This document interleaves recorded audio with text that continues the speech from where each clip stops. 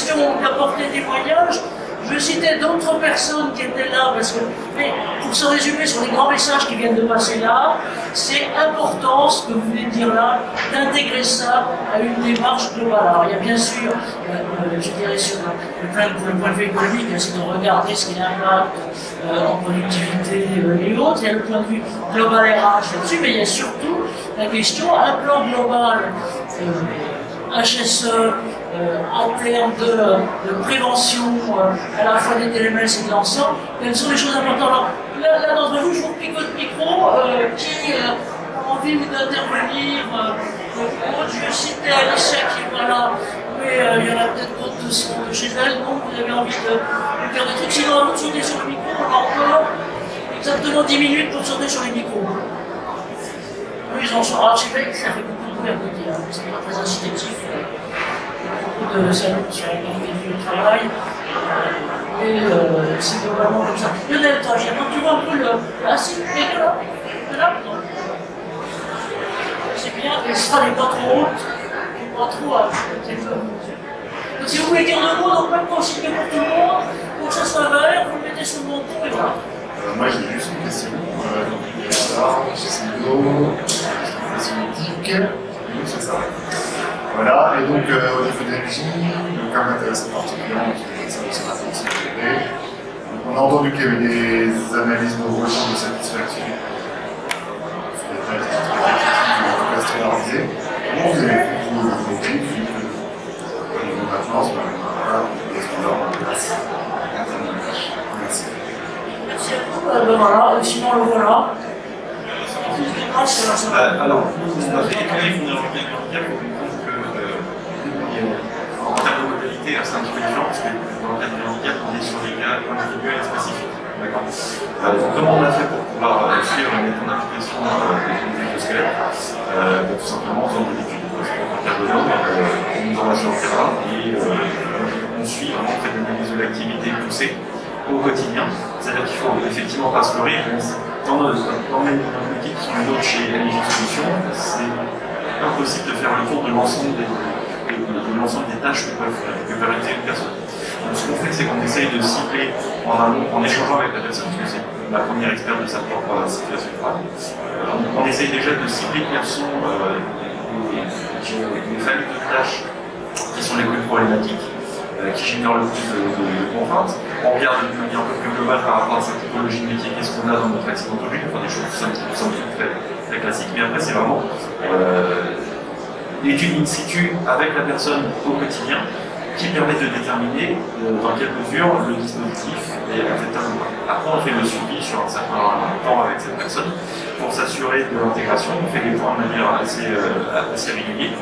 Et puis bien évidemment, ce qu'il faut aussi comprendre, c'est qu'effectivement, et je rebondis sur la démarche globale, on ne se contente pas de mettre en place l'exosquelette. D'accord.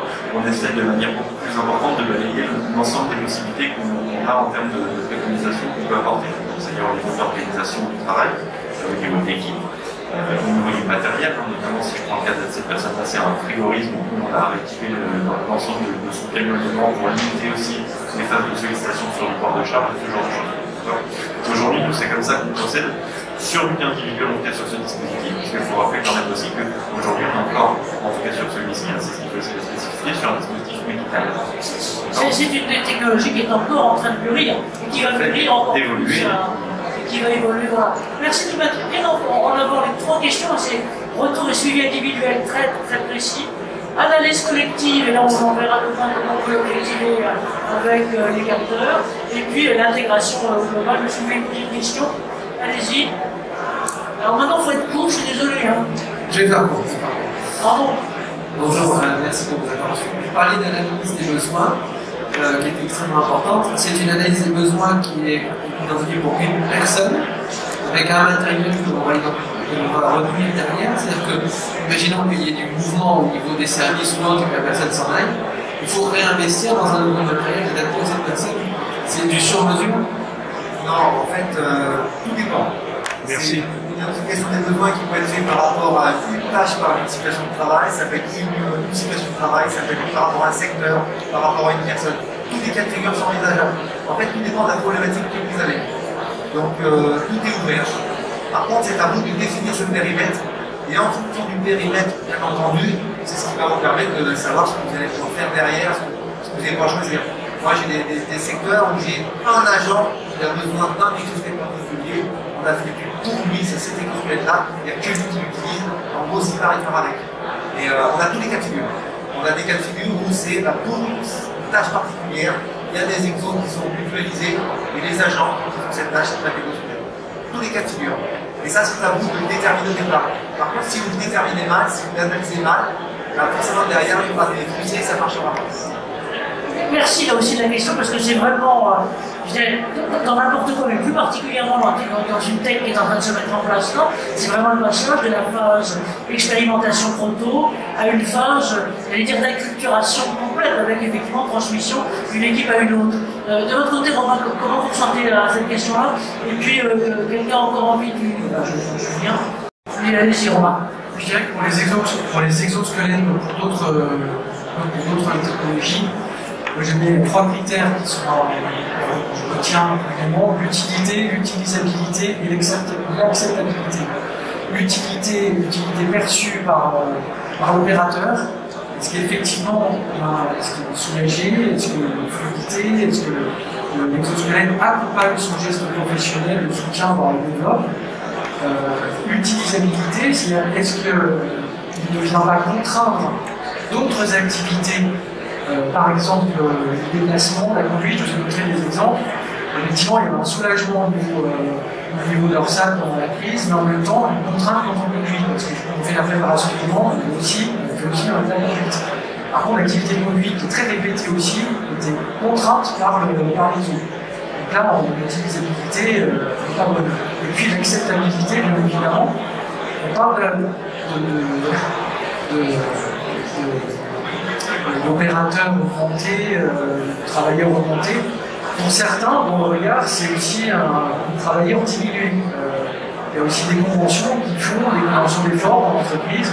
Donc quelqu'un qui porte un exosquelette ne va pas forcément avoir un regard positif parce qu'il est considéré comme diminué d'une certaine façon. Parce qu'il y a besoin d'un appareillage pour le. Voilà. Donc c'est une notion d'acceptabilité et de forme qu'on la rencontre sur les activités de manutention physique. Et donc elle nécessite aussi d'être vraiment accompagnée. Et je dirais qu'il y a quand même un certain nombre d'exemples de nouvelles technologies qui n'ont pas abouti pour des raisons d'acceptabilité, mais aussi voilà, c'est ça que ce sont de toute façon des solutions à qui sont qu'on appelle le volontariat. Merci Romain de souligner ça, parce qu'effectivement, l'une des questions, c'est les premières études qu'on avait faites avec Janelle, c'était comment, moi je suis grand et fort, j'ai pas besoin d'un truc handicapé. Enfin, je suis désolé de dire les choses aussi brutalement, mais en gros c'était un petit peu ça. Alors on a 30 secondes, pardon, pour une question de votre part, 30 secondes là, et moi j'aurais besoin de 2 minutes pour conclure. Donc voilà, à vous. Je souhaiterais revenir au milieu du soin, puisque je suis aide-soignante et référente TMS dans un hôpital privé de l'Essonne, à but non lucratif. Et en fait, j'ai commencé à m'intéresser aux exosquelettes cet été. Donc j'ai commencé des recherches, j'ai vu être ADRH qui s'est bien intéressé pour éventuellement travailler sur ce système-là. Alors je sais qu'il y a l'hôpital Foch à Suresnes qui l'a en test. Absolument, et elle s'appelle la Maurice RS et c'est tout à fait remarqué en fait.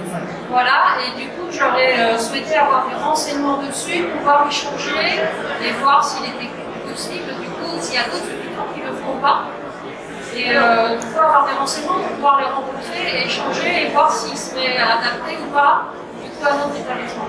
Ouais, alors, madame, si je peux mettre, je réponds pour vous là. Vous nous laissez vos coordonnées.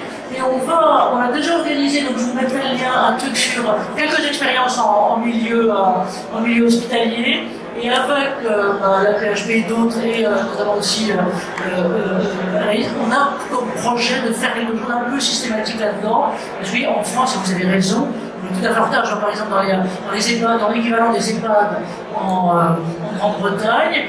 Alors, pareil, toujours histoire de normalisation de bitume et autres. Vous avez un japonais absolument génial qui est présent en Grande-Bretagne, qui n'est pas en France, qui est Cyberline, et qui depuis des années équipe, je dirais, à 360 degrés les hôpitaux là-bas. Donc vous nous laissez bien vos coordonnées, on va vous scanner, comme dirait l'autre, et on reprend contact avec vous. Bah, écoutez, je suis désolé parce qu'en gros, on arrive vers la fin. Hein. Et donc, ce que je voulais vous dire, c'est qu'on va avoir besoin de vous. Alors d'abord, de vous quatre, là, c'est sûr, mais de vous tous aussi.